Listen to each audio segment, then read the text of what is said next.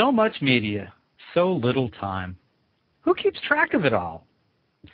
That would be me. This is Bob Ambleman, and this is the Mr. Media Interview, broadcast and recorded live on blogtalkradio.com from the new media and baseball capital of the world, St. Petersburg, Florida. There are two memories of Yankee Stadium that I hold near and dear. The first dates back to 1967. I was 6 years old, and my grandfather took me to the House That Ruth Built for the first time to see my idol, Mickey Mantle. There are two things I remember about that night.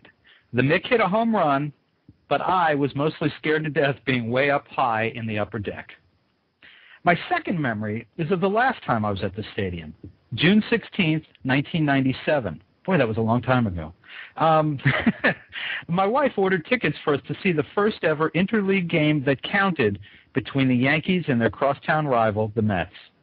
We flew up from Florida just for the game. By then, I was more a Mets fan than a Yankees fan, to be honest, and even more so, a Tampa Bay Rays fan, now my adopted hometown and my hometown team. But that game, that crosstown game, was as electric an atmosphere as I could imagine any World Series game might offer. But my recollections are just a drop in the bucket compared with the ones collected by Harvey in his new coffee table book, Remembering Yankee Stadium. It's packed not just with oral histories collected from some of the greatest Yankees players, managers, sports writers, and fans, but it's also filled with some awesome photos from decades of historic moments. Harvey, welcome to Mr. Media. Bob, it's a pleasure being on your show, but I don't think of St. Petersburg as the baseball capital of the world, not just yet. Let me think a minute. Since you brought it up that way, where will the Yankees be playing in 3 weeks, Harvey? Nowhere. Okay. Let's move on. It may be the baseball capital of the world for a little while. You got to leave the door open for that. Right, we'll agree on that, but I'm proud of what the guys are doing down there. You're sad? I'm proud. Oh, proud. Yep. Thank you. We're very proud of them down here too. It's a good thing for baseball. As a matter of fact, since this wasn't where I was going to start, but since we are talking about that, I noticed something really interesting in the book about an hour ago. There's been a lot of conversation down here about how the Rays are, they're in the playoff chase for the first time. They've had a remarkable season, a remarkable turnaround. But people are talking about how the attendance hasn't lived up to their play. And I thought it was real interesting. I was looking at the opening page of the chapter in the book about the Yankees in the 50s. And as you do in here, you have the attendance figures for Yankee Stadium year to year, and I was fascinated to read the. I'm trying to turn to the page here while I'm talking. The attendance for the Yankees. They won in the 50s. They were in first place 8 out of 10 times, and they were world champions 6 times. But their average attendance was about 1.5 million. Now, it's 50 years. We're 50 years separated from then. But the Rays will wind up with about a 1.7 million, which is up about 400,000 from the previous year. And I thought, considering the difference in the markets and the appeal of the team, maybe 1.7 million is not such a bad year after all. You're right, but they didn't have shows back then like yours and others to really speak about the various teams and their doings. And I think that was really probably one of the reasons that we could attribute to the closeness of 2008 Rays and the 1950, whatever year it was, Yankees. But it is close. It's a very interesting point and something to ponder. Yeah, we also don't have in the 1950s, they didn't have the preponderance of televised games or the quality of televised games. And there was also only 8 teams in each league and on a 154-game schedule, and right. You didn't go deep into playoff time, building figures up either. So a lot of different things, but still there's a closeness that you point out. Yeah, I try to, you try to be a homer when you have to, So listen, I mentioned 2 of my favorite moments from Yankee Stadium. I assume that that a guy who writes a book called Remembering Yankee Stadium has got to have at least one, if not a few. What are your favorite moments, personally? Well, people have been calling the book the definitive book, and they also call me a guy who knows more about the Yankees and Yankee Stadium than any person around nowadays. I'm proud of both of those claims. I didn't make them. I have all kinds of moments. I started going to Yankee games back in the 1950s, and I guess my real favorite moments were kind of professional moments. The opportunity to interview Bob Shepard when I worked for Yankees Magazine for 18 years, sitting in the booth with him and being very nervous because he was announcing players and their numbers as the game moves forward. And I told him, I really don't want to distract you. He said, oh, no, I've done this so long that I can continue doing it no matter what goes on. I even read a book from time to time. And that was one great moment. And my whole Yankee Stadium imagery is colored by the voice of the great, great Bob Shepard. I was really privileged not only to meet him then, to do a story on him, but then to interview him for this book where he is part of the oral history that I recall, and also to have him write the foreword. And it's the only book that has a foreword by Bob Shepard, so I'm privileged along that line. So that's part of my answer to your question. Another part of it is basically a negative memory, also a working memory, but a funny one. I was doing one of my books, and I went in to interview Billy Martin. We had set up an appointment, and I came in, and there was a bottle near him, and he was smoking his pipe in the manager's office, and he said, "You're here the wrong day." I said, "No, we made the appointment for today." He said, No, you've got to get your life straight. You're here the wrong day. Tomorrow is when we set the appointment up. I said, "Okay, I'll come back tomorrow." I came back tomorrow, the next day, and he said, guys like you really got to know what you're doing if you want to make a living in this business. It's not today, and it wasn't yesterday. It's the day after tomorrow. I said, "Billy, I could live without you in the book." So that's a Yankee Stadium, memory that's very interesting, a working memory. Another one is Lou Piniella memory. I was interviewing him in the locker room, and I told him, that my daughter, at that time she was a teenager, she's a great fan of yours, and I'm just wondering, I know it's against the rules of the press, could I get your autograph on this index card? He said, "For you, I'll get you a ball." He got a ball, and he signed it to Jennifer. All best wishes, and she still has that baseball. So it's the personal stuff, rather than seeing Bobby Mercer hit a home run or the first game played by this particular player or Dave Righetti's 4th of July no-hitter that's in the book that I was around for. But it's all of these personal memories, and the book is like a tapestry. I teach oral history and culture at Dartmouth College, and I train my students to try to look around for these gems, people that nobody speaks to, and try to be able to weave this together in a tapestry. And that's what I've attempted to do in Remembering Yankee Stadium. And as you said in the intro, I have all kinds of people in the book, and all of these people, blend together to make this tapestry of Yankee Stadium. Harvey, how did you decide whose memories you wanted to gather and whose you didn't?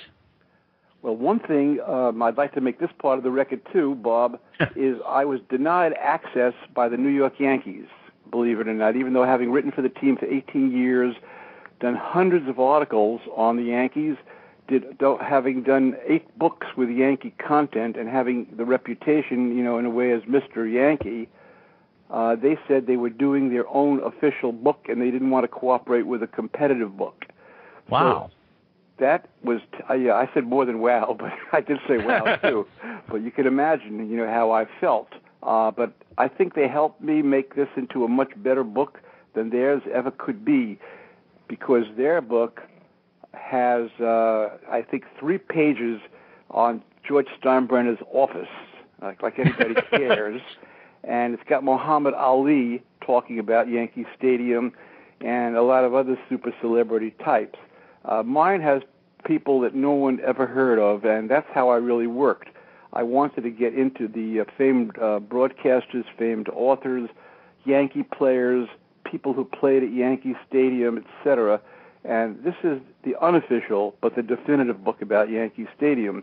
And way led on to way. I've got a couple of bat boys in the book. I got one, then I got another, and then I got another. And that forms one of the great trios in the book. I got Roger Kahn. The Yankees would never have thought of interviewing him, but he actually covered the Yankees for a couple of years for Sports Illustrated and other publications, even though he's associated as a Brooklyn Dodger writer. I got Lee Montvale, who wrote the classic book on Ted Williams, but also had the Yankee Stadium memories having grown up in Connecticut. And I could go on and on with the various people. One of the most interesting ones who I sought out was the man who hit the last home run at Yankee Stadium before it became emasculated, destroyed, and became the new Yankee Stadium in 1975. This guy is Duke Sims.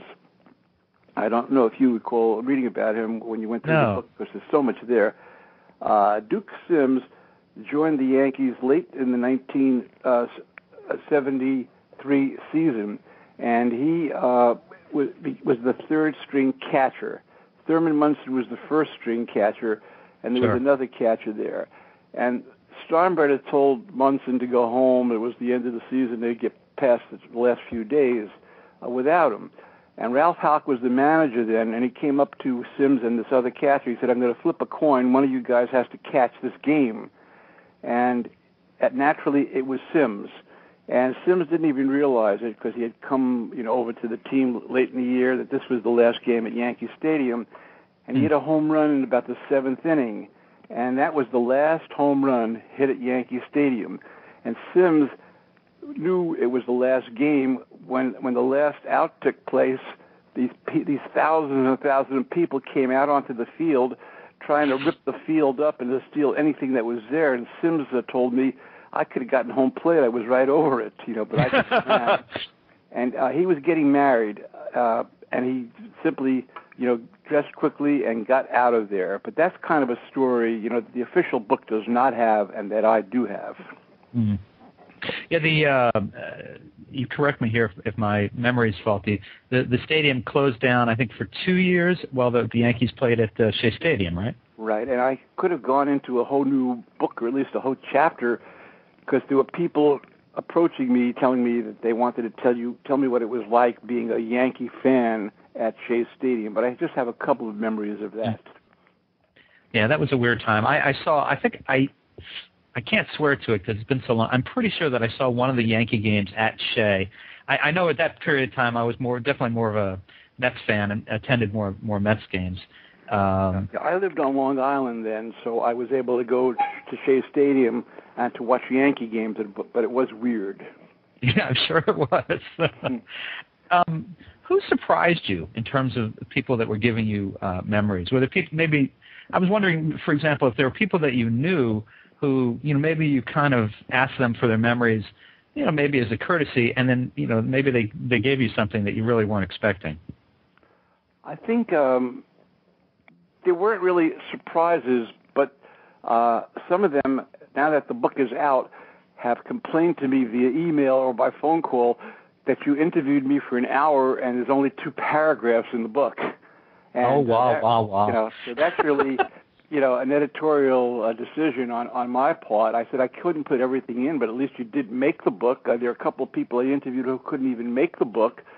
Wow. Not only is the writer who determines things, but it's also the editor who goes through the stuff too. But I try to honor everybody, at least give them a paragraph if they have been in the book. So nothing really comes to mind of somebody surprising me, but they were surprised at the length of the stuff they have in the book. And did you get to talk to a lot of old-timers, Yankees old-timers? Well, one of the most interesting interviews of all was with a Yankee old-timer who is now 100 years old. His name is Bill Werber, W-E-R-B-E-R. He's in an assisted living home in the Carolinas right now, still sharp as a tack. And this guy, in 1927, was a 17-year-old Duke freshman baseball player who the Yankees were going to sign. And he told me what it was like being there for a month just after school ended. with Babe Ruth, Lou Gehrig, and Mark Koenig, and Tony Lazzeri, and all of these other players. He would try to get some infield practice, and they would scream at him, cleaning up what they screamed, "Get out of here, kid." He also would try to get some batting practice out in the outfield, try to catch a ball or two. Again, they would scream at him, "Get out of here, kid, we don't want you here." And he told me, like a fly on the wall, what it really was like to be a person, among this team of great stars. I call it the greatest baseball team of all time. I wrote a book on it called 5 O'Clock Lightning. But that was a coup and something special about the book. A guy who ultimately, when he graduated from Duke in 1930, then joined the Yankees, and he played for them for a couple of years. So I enjoyed getting him and getting, that material. I also have Rod Carew. Again, not to knock the official book, but why not? They would never think of going after Rod Carew, the Baseball Hall of Famer, the longtime Minnesota Twin and California Angel. He grew up virtually around the corner from Yankee Stadium. He actually was tried out by the Minnesota Twins in Yankee Stadium because they wanted to save some money and not have to fly him to Minnesota or someplace. He walked in there. And Sam Mealy at that point in time was the Minnesota Twins manager. He saw Carew hit a couple of shots in batting practice, and he came running out. And again, I clean up the language. Get that kid off the field. If the Yankees see him, they'll grab him and we'll be in trouble. And that's how Rod Carew became a Minnesota Twin. So that's another kind of story, that we have in the book that I think adds immeasurably to the feel of it. Yeah, I want to tell you, Harvey, I'm not worried about your language, so feel free to, be as colorful as the stories require. And then another guy, Sal Durante, he was a truck driver from Brooklyn. When he caught the ball that Roger Maris hit for his 61st home run, now he lives in Staten Island, so he didn't move very far away. But I tracked him down. He wanted a fee for the interview. He talked to me, maybe we could do a book together. I say, well, you only did that one thing. What else? He says, well, that was a big thing. It was amazing for me to hear from this guy that he and his girlfriend, who became his wife later on, and another couple, they drove from Brooklyn to Yankee Stadium and bought 4 tickets to sit where they thought Maris would hit that 61st home run. And the 4 seats were together, and when the shot came in, there was an entire crowd, but this guy was a tough guy from Brooklyn. He jumped, fell down, had the ball, and people were all over him. He said, and I used my effing elbows, and nobody got that ball, and I got it. It was $5,000 reward in those days. Wow. I'm thumbing through the book while we're talking. I saw this earlier, and I really liked this. This is something Whitey Ford said to you. If you'll pardon me, I'd like to read it. Sure, please. This is page 73, and if you're just joining us, this is from Harvey Frommer's new book, Remembering Yankee Stadium.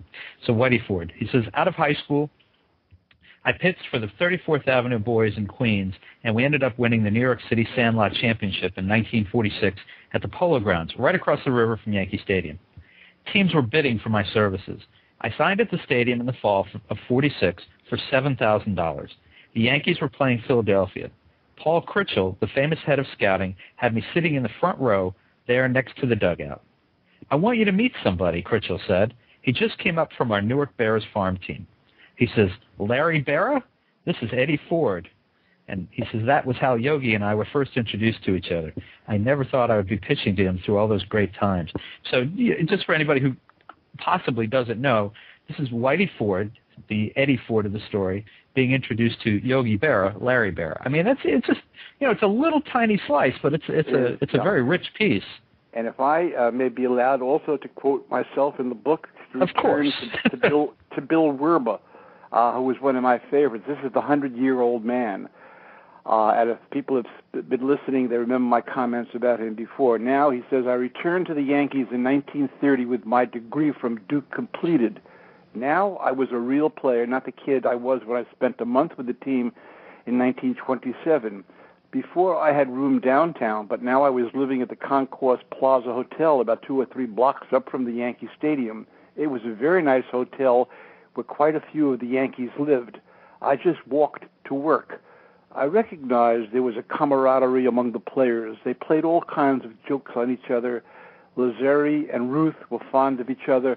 Ruth would refer to Lazzeri as the Wop or the Dago, even though he knew his name, but it was in fun. No animosity was ever evident. He called me Kid, which sounded like Keed. He called Jimmy Reese, who was Jewish, the Jew bastard, but they were good friends. Bill Bojangles Robinson, the noted tap dancer, was friendly with the Babe, and he would come into the clubhouse, always dressed in a nice coat, and put on dancing exhibitions, and the players would all gather around him and would watch him and clap, and some would tap their feet. So to me, hearing that as a person doing the interview, I could immediately know where it would go into the book, because I have some stuff on Negro League baseball teams playing at Yankee Stadium when the Yankees were away. So in the mind of the person creating the book, I then segue into, on July 5th, 1930, Negro League teams played at Yankee Stadium for the first time. The New York Lincoln Giants and the Baltimore Black Sox split a doubleheader before 20,000. And then I segue into the oral history. Monty Irvin, the great Monty Irvin, the Hall of Famer, who played for the old New York Giants. Mm-hmm. In the 1930s and 1940s, Yankee Stadium was rented by the Black Yankees of the Negro National League when the Yankees were on the road. Playing there as a member of the visiting New York Eagles, it was like being on hallowed ground. But we didn't get into the Yankee dressing rooms. We all had to dress together with the Black Yankees and the visitors' dressing room. Mm.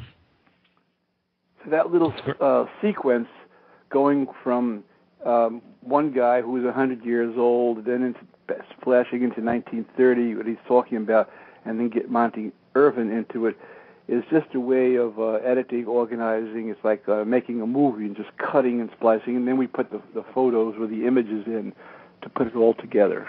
Mm-hmm. If you've got a question for Harvey Frommer, author of Remembering Yankee Stadium, among many other Yankee books, feel free to give us a call, 646-595-3135. And as always, I'll caution you that if you're not listening to us live on Friday, September 19th, 2008, you're not going to get very far with that phone call. Harvey, as we're talking, I actually have another Yankee Stadium memory of my own I'd like to share. And sure. The language is a little colorful, so if you're underage, cover your ears, folks. So years ago, this would be in the mid-'80s, I was a correspondent for the St. Petersburg Times down here in Florida, and I get a phone call from a parent at a local high school, the Dunedin High School. And they call up and say, hey, our kids were performing, it was called the Falconaires. It was a chorus, a high school chorus. They were performing this morning, and George Steinbrenner saw them and thought they were wonderful and invited them to come and sing the Star Spangled Banner at Yankee Stadium in April. And this was like November, December. I said, well, that's pretty cool. So, I followed up and did a little story on it, and sure enough, I got Steinbrenner on the phone. He said, oh, those kids were wonderful. I'm going to fly them all up. We're going to show them the town, and, they're going to perform sometime in April. I said, well, that's great, So the story ran, and then come March, I get a call back from the same parent. He says, we never heard back from Steinbrenner. We don't, so, he said he was going to fly the kids up. They were all excited, and nothing happened. So I called Steinbrenner's office. I asked about it. They said, well, it's still in the works. Anyway, so it finally happens. I think it was in like May of that year. It's probably 84, 85. I happened to, by good luck, because the newspaper wouldn't send me on their dollar, I happened to be up visiting my family. So I contacted the media folks at Yankee Stadium. I said, hey, these kids are going to be there this day. I want to come over and cover it for the paper. So they said, sure, and I go. And I had never been to the stadium as a professional. I'd been there as a fan when I was a kid, but had not been back, certainly not to cover a game or anything. So they took great care of me, and they walked me down into the tunnels, and we went through the clubhouse area and the long tunnels. And in the tunnels, I remember I met Dave Winfield, and it was very cool. It was all before the game. And so they took me and said, okay, you can watch from here. And I realized here is I'm sitting in the Yankees dugout, and it was very cool.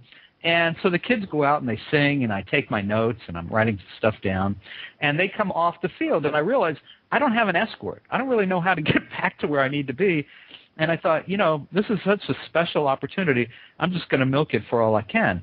So the Yankees have come out and they're taking, they're fielding, they're doing their pregame stuff, and I'm sitting on the bench. There's pretty much no one around because all the players are out on the field. Suddenly, this grizzled old guy comes over and he sits down next to me. He says, "What are you doing in the dugout?" I said, "Oh, well, I'm with the St. Petersburg Times, and I was writing about these kids who was just out here. Mr. Steinbrenner brought them out." He says, "No," he says, "let me rephrase it. What the fuck are you doing in my dugout?" Boy. Yogi Berra.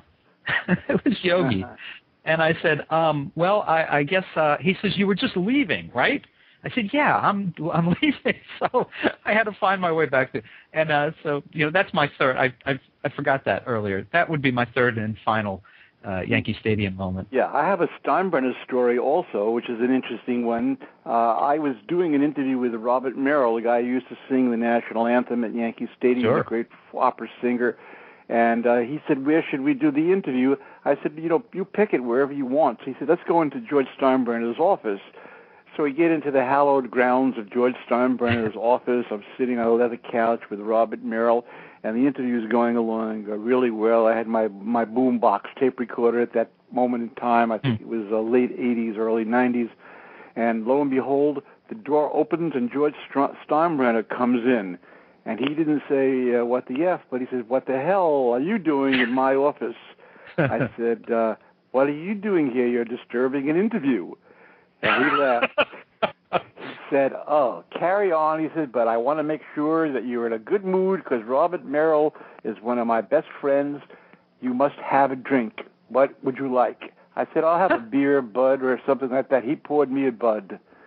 So that was George Steinbrenner, and it's too bad he's kind of out of it these days because I think that's part of the problem with the team today.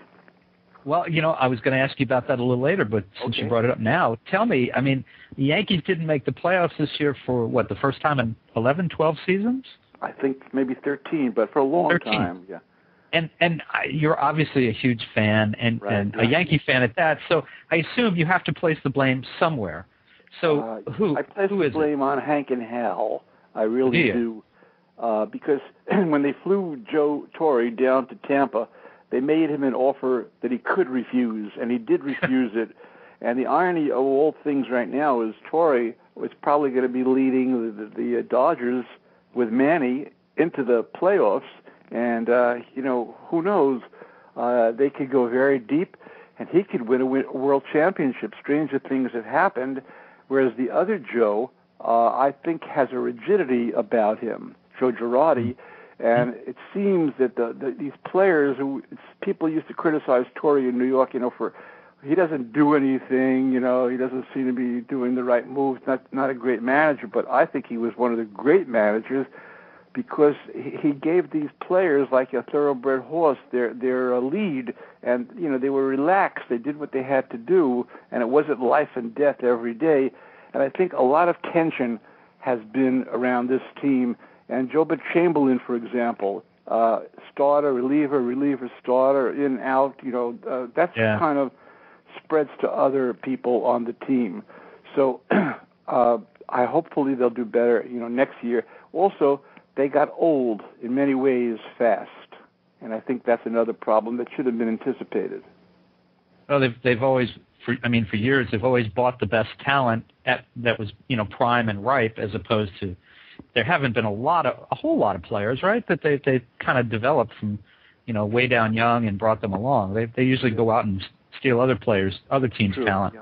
Mm-hmm. Yeah. And I'm doing now the book again. I may be jumping ahead in your That's okay. game That's plan all right. for me. I'm doing a sequel now to Remembering Yankee Stadium, the definitive book, to Remembering Fenway Park, the definitive book. And I've done about 38 interviews on Fenway. And the difference in the Fenway organization, the Yankee organization these days, it's like a total reversal of form. The Red Sox fans I'm living now in New England in the mountains in New Hampshire, even though I'm a native New Yorker and I'm teaching at Dartmouth. But the people, when I first moved here 12 years ago and the Yankees were king, and I wrote the book Red Sox versus Yankees, The Great Rivalry, when July or June rolled around, the Red Sox fans up here were packing it in. The season's over. We'll never get to the Yankees. Now that whole mentality has been reversed. Can we win another World Series? Because the Yankees have won no World Series in the 21st century, and the Red Sox have won 2. The Red Sox have a lot of homegrown talent and more on the way.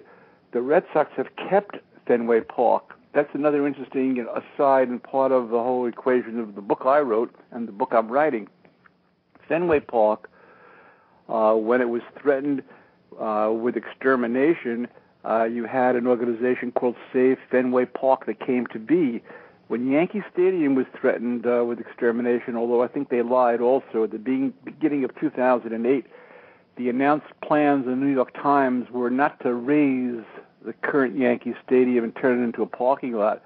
The announced plans were the vision of putting a high school there, a baseball museum there, and all kinds of Yankee artifacts. Suddenly that changed. But that's a political issue which a lot of politicians in New York and elsewhere are really battling over, using public money to build a new stadium in part. But the Fenway fandom rallied behind Fenway Park, their shrine, their cathedral, their great ballpark, and they can't really get it beyond 40,000 capacity. That's about all they could ever squeeze in now, even with all the little changes they've made. And the seats are small. If you're in the middle of a road that seats 25 people, you've got to get up every time somebody wants to go to the bathroom. You know, it's an inconvenience. Yeah. You could be sitting behind a pole and only see the game through one eye. Right. But the game goes on. It's very uncomfortable. It's a very uncomfortable place in many ways, but they love it. So Yankee Stadium, on the other hand, could have, in my opinion, been retained. They've now they're making a smaller Yankee Stadium with higher ticket prices. Mm. So it's one way or another. My book ends with commentary by Roger Kahn, who feels that Yankee Stadium should be going and the new one should be going up. It's getting to be a tired old lady. It's not the original Yankee Stadium. It's the one that came after the refurbishment, and it really doesn't share that whole signature and footprint of the original Yankee Stadium. I interviewed Jim Bouton, who would never get into the official book. He probably can't even get into an old-timers game at Yankee Stadium. Right. He said to me, it's a disgrace. This is public money that could have been spent on something much better, but it's being spent on a place, for people to drink wine and have their sushi delivered to them, at their seat. So somewhere in the middle is where I stand. But I do stand squarely with the Red Sox fans who have this treasure that they're going to keep and that they're making better, each season. Since you mentioned Roger Kahn, I was standing by with a Roger Kahn memory that's in your book. This is page 107. He says, I love this, because I love Casey Stengel. We flew back from Milwaukee after the Braves had taken games 4 and 5 of the 1957 World Series. I was with Casey Stengel at the stadium, and a TV guy put a microphone in his face and said, "Did your guys choke up out there?" And Stengel said, "Do you choke up on that fucking microphone?" And then he turned around and scratched his buttocks and kept talking. Stengel later said to me, "We've got to put a stop to them terrible questions. When I said fuck, I ruined his audio. When I scratched my ass, I ruined his video." This is great. This is great stuff, It was much more vulgar, but we did clean it up, even though it's vulgar enough there. And a few pages later, again, we're quoting Roger Kahn. In the early years, Mantle was not that nice. He became nicer as he went along. Right. I was sports editor at Newsweek. They decided they wanted a cover story on him. The Yankees ordered him to cooperate, but he was militantly uncooperative. I spent 2 weeks knocking around a lot of the stadium with Mickey, and to all my questions, he gave grudging answers. During that time, he went on the Ed Sullivan Show. That was like the Oprah of its time. Later, I asked him what he got for the appearance, $500.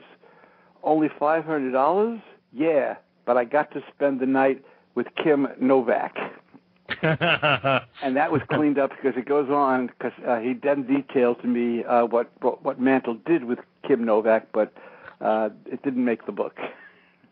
Now it's starting to sound a little like Peter Gallenbach's book about Mantle, the novel, the Mickey Mantle novel. Yeah, well, Gallenbach might have had that full version in his book. Probably so. You've written several Yankees-centric books. Were you surprised to find things out about the stadium and the Yankees in this book that you didn't already know? I learned all kinds of things in doing this book that I didn't know. As everybody learns doing research in terms of finding out new material, but there weren't that many surprises. It was first known as the Yankee Stadium, so that was something that I never knew. That it was also going to be called Ruth Field at one point. And that's the second thing that I learned in doing this particular book. So I don't know if those are earth-shattering revelations. Also, the amount of time that it took to build the stadium, the amount of money, the cost of it. I guess back in the old days, people had more of a work ethic or something, but that was a stunning bit of statistical data that came to me. The fact that Negro League teams, that they had to sleep, or not sleep, but get dressed and use the visiting clubhouse, and the Yankee clubhouse was kind of taboo for them to stay in, is kind of a sick thing to hear about. So I learned that also for the first time. But there were not that many surprises. The Duke Sims one, I knew that he was the last guy that hit a home run at the old Yankee Stadium, but I never knew the full story of how he actually wound up being the guy picked to play or to catch in that last game. One of the things I love about the book is the photos. You may reference to them before, but it's really interesting. People talk about, you see aerial photos of Central Park in Manhattan, and you can see it's just this emerald gem in the middle of the concrete city, the concrete jungle. But from certain angles, you suddenly see that. You can see a picture of Yankee Stadium, and all you see is the incredible facade of the stadium, and that's amazing. But when you see it from an aerial perspective, you suddenly realize that it is very much like Central Park, where it is. At least I thought so. You have again, this beautiful green grass, and it's surrounded by the field. I don't know. I'm not that poetic, I guess, but. It made quite an impression on me. I love those pictures. Right, well, John McGraw, who I quote in the book, thought that the Yankees were very stupid to be building, a Yankee Stadium where they built it. He said that a ballpark had to be in Manhattan. Nobody would ever go up to the Bronx. He called that Goatville. And basically, in the early years, I guess all the way through the 40s, perhaps into the 50s, it was surrounded by good neighborhoods and a lot going on. And as the book moves on, the surrounding area around the Yankee Stadium becomes much, less attractive. Mm-hmm. Excuse me. Do you have any favorites among the photos? I have one in particular for myself, but I wanted to ask you. Well, I love the cover shot very, very much. Don't you? Oh yeah. The cover is just spectacular. Is that hand-colored, or is that an actual photo? I think they colorized it, and they also made my name and Bob Shepard's name on the cover. They silverized it. And it's a shot of guys with hats, as they wore in those days, shot from the bleachers looking out, and it's a World Series game, and the frieze of the facade stands out. And then the back cover is also phenomenal. They commercialized it. They put all of these wonderful blurbs about the book, from Nolan Ryan and George Will and Regis Philbin, etc., about me in the book. But that's a shot from the L looking at the entrance to the old Yankee Stadium. So I think that was an incredible photographic choice. And then what do you think of the end papers? The pages at the beginning, before the book begins? Tickets. The tickets, yeah. Yeah, those are great. Those are absolutely great. I love, in general, I love all the wide shots where you see everybody, in the black and white photos especially, and you see them in their hats and things like that. Yeah, me too. I love also the way the book opens. I didn't like it at first, but it starts off, not after the tickets, we have a sign that used to be in the trains in New York City, ball game today at the Yankee Stadium. Right. And then you open it up, and you see Don Lawson throwing the last pitch, that classic shot, and Billy Martin behind him at second base with his glove hand on one knee and the other hand on bare hand on the other knee, and the pitch being released. You also then go through these pages, the double-page spreads. You got a shot of Garrett crying. That was the July 4th, 1939 speech of the luckiest man on the face of the earth. Then you turn the page and you get another double-page shot of Mariano Rivera, real close-up, having just delivered a pitch with his teeth gritted and that look on his face. And then the title page, remembering Yankee Stadium and oral narrative history of the House That Ruth Built, Harvey Fromer. And you have this double-page shot. This is the aerial shot, I guess, that you mentioned, that you could look down. It's a 1939 New York Yankees, attended as the 1939 World Champions. I guess it could be 1939 because they have some of the banners up there from that time. Then the title page is there, and then the next page, I guess this is what you mentioned before, the crowd shots. It seems like there's nothing but men, nothing but white men, or there are other races in there too if you look closely. And it's just a shot of the bleachers and the signs, Canada Dry, BVD, Drake's Cake, and also the houses that looked in, even though Jake Ruppel, when he built the park, wanted to make it impenetrable to all human eyes aside from those of the aviators that would fly. But then they have the Thomas Wolfe quote, and then the book opens with kind of like ticket stubs for each of the chapters. And then the great Bob Shepard is on page 18, a younger Bob Shepard. He's 97 now, and he begins, good afternoon, ladies and gentlemen, welcome to Yankee Stadium. And then you have that wonderful intro that he writes, and then the book begins. So they did a great job laying it out, and it's priced at $45, which is a bargain, but on Amazon you can get it for about $29. And if I hadn't written the book, I would buy 10 of them myself. Hey, I'll do the plugs here. Thank you, Harvey. and the picture, and I'm trying to find it while you were talking here. I don't know. I found it so easily before. I knew I should have marked it. It's DiMaggio, and he's rubbing down his back. Oh, the bone, yeah. With the bone. What on earth is that? I think it's the 1930s. Oh, the 1930s. Okay. And I think it opens that chapter. That's it. I didn't go far enough back. What page?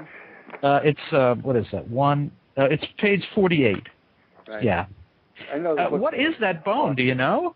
It's a ham bone. They used to use a bone, and they would then smooth out the handle or the bat or the trademark. It's an odd shot, isn't it?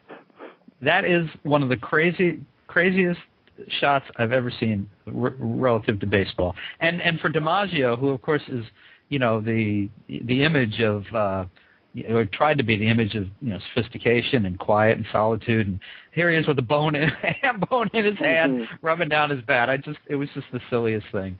Yeah, but I guess that was part of what made it. It was before pine tar rosin was used, I think. So this was a way for them to do something to their bats. Now, if the Yankees did not cooperate with you on this book, what was the source of so many of these photos? Was it the newspapers? Associated Press was great. The Baseball Hall of Fame was great. And a place called Photo Fest, which is a private company located in Manhattan, was great. And then I really struck a mother lode. I reach about 5,000 people with my Froma Sportsnet that goes out with the reviews that I write of books and articles that I write about sports. And I sent out a blast to people to tell them that I was starting to write this book. And somehow these three world-class baseball photo collectors came to me offering their photos for the book. And I think that one with DiMaggio and the Bone may have come from them. I'm definitely sure that some of the real older ones came from them. So I had really an incredible amount of photos to choose from, and people sent in their own photos, but the book is done by Abrams, Stewart, Tabori, and Chang. It's one of the classiest publishers of the world, and the leading publisher of these coffee table books. But I was very disappointed. Some of those photos, which I loved, couldn't make the book because they only wanted to go for high-resolution photos that would reproduce the way you see them in this book. But we had plenty to choose from. There are 240 photos. I also got from Topps Baseball Cards permission to use up to 50 baseball cards, and I think they only used about 8, so that could have been more, but they made that as their own artistic decision. And how about this shot, remember the shot, George Must Go, the two kids wandering around, Save the Yankees, George Must Go? Let me see. I don't remember seeing that one, because I think I focused a lot of my attention on the earlier stuff. That's obviously more recent. Yeah, this is page 179. I'm looking. Oh, there it is. Oh, how did I miss that? Yeah. Great? Double page. It's hysterical. Spread. Yeah, two kids holding that up. So there's all kinds of shots and all kinds of format in the book. Back in 1961, in the 60s, we even have the guy who I quoted before who caught the Roger Maris home run ball. So he was just wonderful to have there. And on page 128, you were talking about Mickey Mantle, who you liked so much. Oh, yeah, that huge double truck. Here on 128, you see Robert F. Kennedy. Oh, that's the one before the one I was looking at, yeah. Mickey Mantle, both isn't that beautiful? Yeah, they were, Very handsome that were and young. Both in their prime right there. Yeah, right now, yeah. Yeah. Well, Harvey, we're gonna kind of head for home right here ourselves. I imagine that many people will get your book and they'll be kind of flooded with their own memories as they're reading it. I mean, even as I was starting to remember things I hadn't thought about in a while. Is there anywhere that they can add their recollections and personal photos to yours, maybe online perhaps, to your site or somewhere? Well, I'm sure there'll be another edition, and I'm sure it'll probably go into paper. So if I could give an email, sure. I'd be glad to then hear from people. My email is Harvey, Harvey, Fromer, Frommer, at Dartmouth, DARTMOUTH.edu. So maybe they can become part of another version of the book. Very good. And you mentioned that you're now working on Remembering Fenway Park. So that email would be perfect for them to contribute to that book, because that book is just being born right now. And that will have memories similar to the ones in the Yankee Stadium, only about Fenway Park. Okay. Well, folks, make sure you check out Harvey Frommer's website, which is, unless I'm mistaken, www.harvey, Harvey, Frommer, Frommer, sports.com, harveyfrommersports.com. And you can order his latest book, Remembering Yankee Stadium, from great bookstores everywhere, as well as Amazon.com and MrMedia.com, MRmedia.com. And listen, you can meet Harvey, as I plan to, at a number of upcoming book festivals, including the St. Petersburg Times Festival of Reading on October 25th, 2008, right here in lovely St. Petersburg, Florida, where we hope to raise a pennant or two by the time Harvey gets here. I'll be there. You can come visit here. We'll have it on loan from Yankee Stadium. Harvey, thank you so much for joining us today. It was a lot of fun. Bob, it was my pleasure, and I'm looking forward to meeting you when I'm at the St. Petersburg Book Fair, and I'm also going to be at the Miami Book Fair if there are any people around in Miami. And I think you have all these dates up on your website as well, don't you? Right, all the dates are there, different places. I'll be in Borders in New York, etc. Okay.